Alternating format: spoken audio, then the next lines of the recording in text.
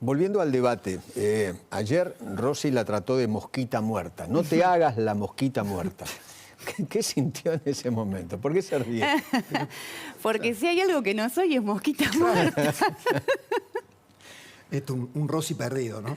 Me parece que Rossi estaba en otra galaxia, como dije, porque Sí.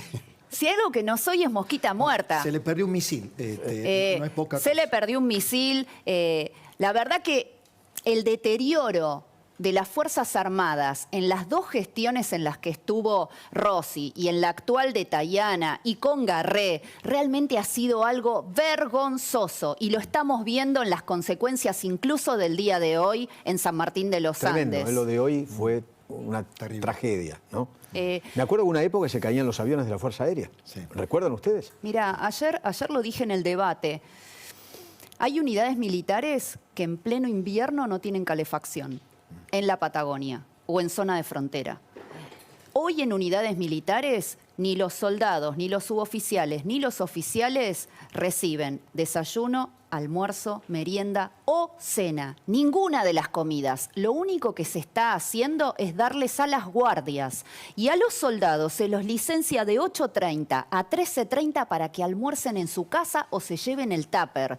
En esa situación estamos en defensa en la República Argentina. Y las fuerzas federales tampoco están mucho mejor. También la están pasando muy mal. La están pasando muy mal porque se los responsabiliza de todo. El Estado en ningún momento les da respaldo ante el combate contra el delito, contra el narcotráfico.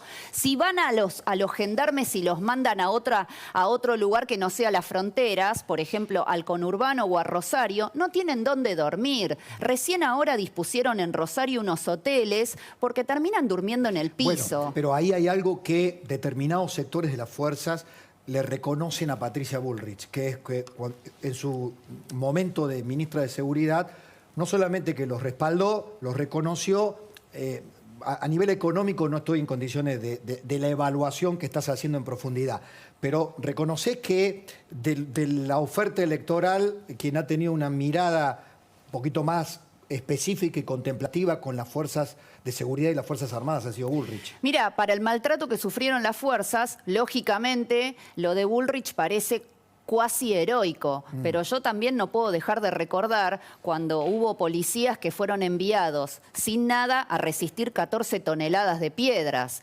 Entonces la ley hay que hacerla respetar, la ley hay que aplicarla, no hay que tener más demagogia. El que comete un delito tiene que responder. Si ustedes son gobierno, ya que habla de esas 14 toneladas de piedra y una gran manifestación, ¿no?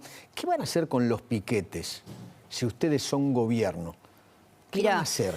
El tema de los piquetes, primero, la legislación está vigente. El problema es que no se la hace respetar. Por supuesto, vos usás primero medidas disuasorias. Vos das la voz y pedís el desalojo utilizando lo que es la negociación. Luego ya utilizás factores que son disuasorios, que no son letales. El tema es acá, Por ejemplo, si por los ejemplo se hidrantes. lleva menores de edad a una marcha, hay que imputar a los responsables de estos niños. A los padres. A los padres menores mamás, de 14 papás. años no pueden estar en una marcha en la cual son llevados como rehenes para sitiar una avenida, un acceso a la ciudad, una ruta nacional. Una marcha no es el lugar para un niño. Y si no empezamos a entender esto, estamos realmente fracasando como sociedad. Yo vi retazos del debate, tenía en ese momento. ¿Es cierto que Del Caño te preguntó si ibas a reprimir? Me preguntó si iba a reprimir a los que defienden la educación sexual integral. Y como le dije en ese momento, no entiendo la correlación entre educación sexual integral y represión. No entiendo qué hacen la misma frase, esa disquisición. Porque además lo de Lesi es en el colegio. No sé, piensan y en el los colegio del- no entra la policía. No sé, habría no que sé. preguntarle en qué mente alunada dos cuestiones que no tienen relación quedaron encadenadas. Lo que nosotros vamos a hacer es garantizar el orden. Yo entiendo que en Argentina, desde hace 4 décadas, al que porta un uniforme lo han demonizado y lo han hecho chivo expiatorio de todas las situaciones habidas y por haber. Sí.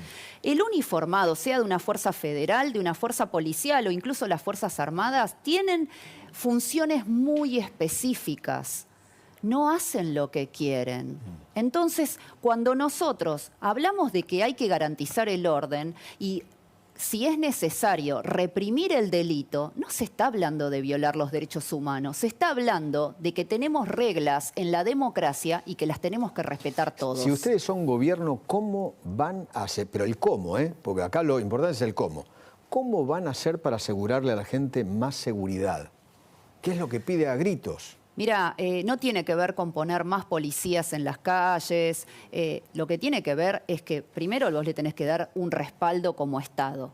Hoy por hoy no hay Judicial.